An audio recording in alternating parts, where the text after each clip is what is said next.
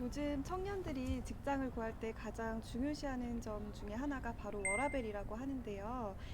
커리어적인 성공도 중요하지만 점점 더 일과 삶의 균형에 대한 관심이 높아지고 있습니다. 선배님께서 생각하시기에 현재 직장의 워라밸 어떤가요? 워라밸 너무 중요하죠. 저도 워라밸 너무 중요하다고 생각해요.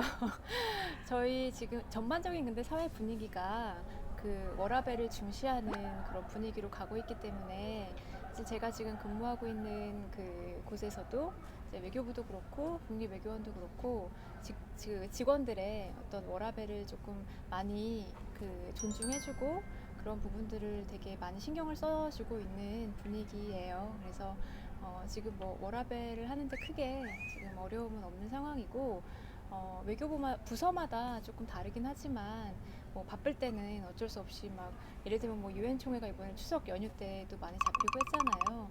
뭐 그런 업무가 발생할 때는 어쩔 수 없지만 또 그만큼 또 이제 다른 워라밸을 찾을 수 있도록 많이 신경 써주고 있는 편인 것 같아요. 외교부에서 일하시면서 특별히 어려운 점은 없으셨나요? 있으셨다면 무엇이었는지, 또 그 난관을 어떻게 극복해 내셨는지 여쭤보고 싶습니다. 음, 외교부에서 근무하면서 사실 업무적으로 크게 어려운 점은 그렇게 많진 않은 것 같아요. 물론 이제 항상 새로운 업무들을 하다 보니까 그 업무 자체가 챌린징하기는 한데 또 그만큼 이제 그 자기 스스로 성장할 수 있는 기회이기도 하기 때문에 업무적으로라기보다는 이제 어떤 상황이나 환경적으로 아무래도 이제 외교부에서 근무를 하다 보면 해외 근무를 좀 정기적으로 해야 돼요. 그러다 보니까 2년 또는 3년마다 이렇게 해외에 나가게 되는 경우가 많은데 그렇게 되면 이제 가족들하고도 어쩔 수 없이 좀 떨어져 있어야 되고 또 이제 주변 친구들이나 지인이나 동료들하고 이제 쉽게 연락을 못하고 중간에 끊어지는 경우도 있고 이제 그런 부분들이 조금 어려운 점이기는 한데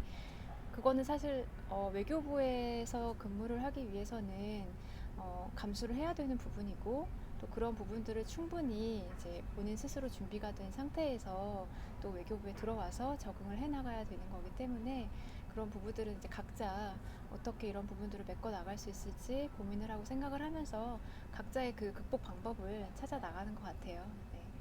네, 통역사로 일하다 보면 긴장되는 상황도 자주 겪게 되고 또 스트레스 받는 부분도 많을 것 같아요. 선배님께서는 이 스트레스를 어떻게 해소하시나요? 맞아요. 예, 그 사실 통역에 대한 스트레스 너무 잘 아시잖아요. 사실 통역하는 사람들만이 어떻게 알 수 있는 그 갖는 스트레스가 있는데 저도 사실 굉장히 긴장도 많이 하고 스트레스도 많이 받죠. 어쩔 수 없는데 저는 많이 자요. 네, 많이 자요. 저는 잠이 보약이라고 생각을 하고 그 통역을 앞두고 굉장히 극도로 긴장된 상태이기 때문에 뭔가 이렇게 준비를 막 해야 되고 내가 막 더 이걸 완벽하게 준비를 해야지라고 하면 저는 오히려 안 되는 것 같아요. 그래서 조금 충분히 내 스스로를 좀 준비시키고 좀 진정시키고 하는 데 있어서 저는 사실 잠을 되게 추천드립니다. 추천하는 바이고 그 외에는 뭐 이렇게 간단하게 운동한다거나 뭐 산책한다거나 하면서 좀 이렇게 생각이나 좀 복잡한 정리 안 됐던 부분들을 좀 정리를 하면 굉장히 도움이 많이 되는 것 같아요. 네, 그렇다면 선배님께서는 통역 일을 하시면서 가장 행복한 순간, 혹은 가장 보람을 느끼신 순간이 혹시 있으셨나요? 통역을 하면서 가장 행복했던 순간은 음, 다른 건 아니고 그냥 내가 하고 있는 이 통역 일에 대해서 같이 공감을 해주고 또 응원을 해주는 뭐 주변 동료, 지인, 가족, 친구들의 어떤 응원 메시지 같은 걸 듣는 게 사실 가장 저는 굉장히 행복하고요. 가장 보람된 순간은 매번 통역을 마쳤을 때 매번 그러니까 가장은 아니고 항상 통역을 하기 전과 그 후가 되게 다르잖아요. 전에는 정말 막 극도의 긴장감과 스트레스 속에서 아이고 내가 잘 해낼 수 있을지 걱정을 굉장히 많이 하는데 통역은 이제 한번 하고 나면 거기서 느껴지는 그 보람감 뿌듯함이 굉장히 큰 것 같아요. 그래서 또 그게 또 매력인 것 같고 그래서 저는 매번 통역할 때마다 끝나고 나서 굉장히 큰 보람을 느낍니다.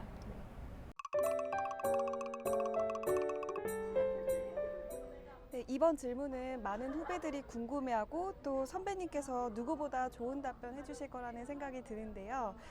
외교부에서 중요시하는 가치와 또 외교부에서 통역사를 채용할 때 중점적으로 보는 자질은 무엇이 있나요? 네, 외교부에서 그 언어 전문가를 채용하고자 할 때는 당연히 그 언어에 있어서의 최고의 전문가를 뽑는 그 절차이기 때문에 본인이 하는 그 언어를 굉장히 잘해야겠죠. 일단 그 통역이든 아니면 그 전문 언어 구사력이든 좀 종합적으로 그런 능력을 갖춰야 하는 게 일단 기본이고요. 기본이고 또 외교부에서 하는 이제 업무가 이제 전문 통역사로서만 업무를 하게 되는 것은 아니고 외교부에 들어오면 그 외교부 본연의 업무를 주로 많이 하고 메인으로 많이 하고 플러스로 이제 그 전문 언어가를 요하는 그런 일들을 이제 지원을 하게 되거든요.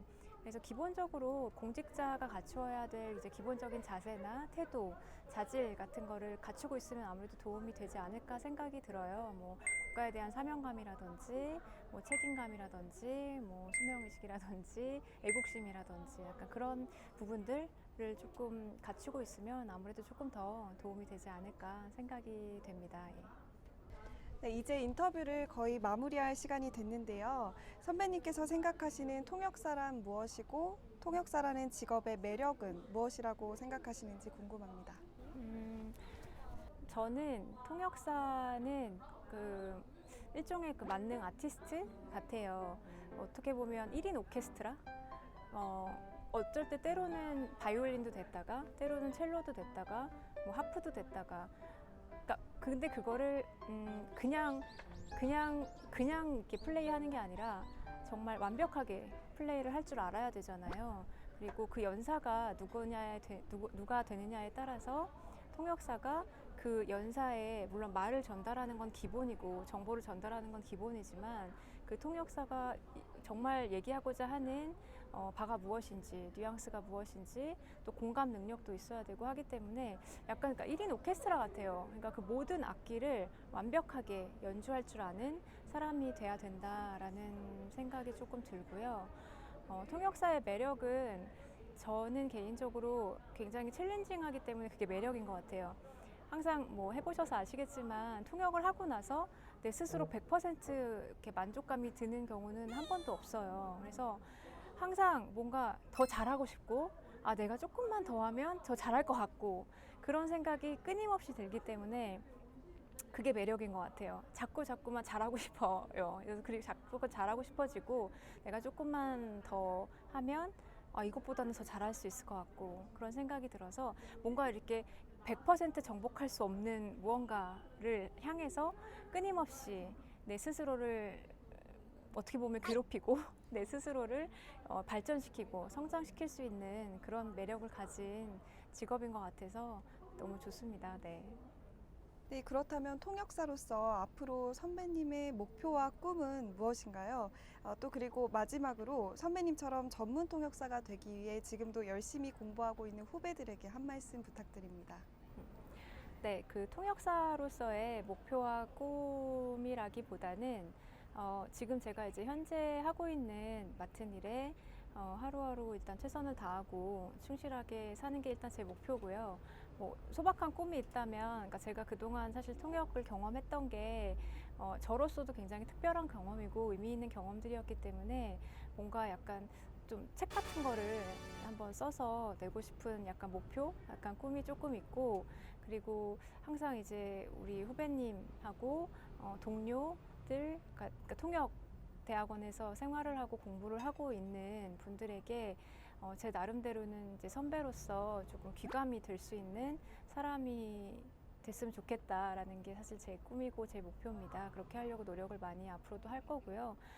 저희 후배들에게 하고 싶은 말은 통대 생활을 하면서 굉장히 어려움도 많고 위기도 오고 많이 하지만 사실 통대 생활 2년이 굉장히 값진 인생의 경험이고 의미 있는 시간들이고 사회에 나가서 정말 많은 도움을 받을 수 있는 시간들이기 때문에 그 시간들을 소중히 여기고 현재에 최선을 다하되 항상 최고가 되기 위해서 노력해라 라는 말씀을 드리고 싶어요. 왜냐하면 최고가 되기 위해 최선을 다했을 때만 준비가 된 자에게 기회가 온다고 하잖아요. 그래서 그거를 무조건 이제 통대 생활을 하면서 본인이 최고가 되어야 되겠다라는 마음가짐으로 준비를 하면 언젠가는 꼭 기회가 온다고 저는 생각을 하거든요. 그리고 기회는 왔을 때 준비된 자만이 잡을 수 있다고 저는 생각을 하기 때문에 항상 그런 부분에 조금 유념하셔서 이제 남은 통대 생활을 잘 마치셨으면 좋겠습니다.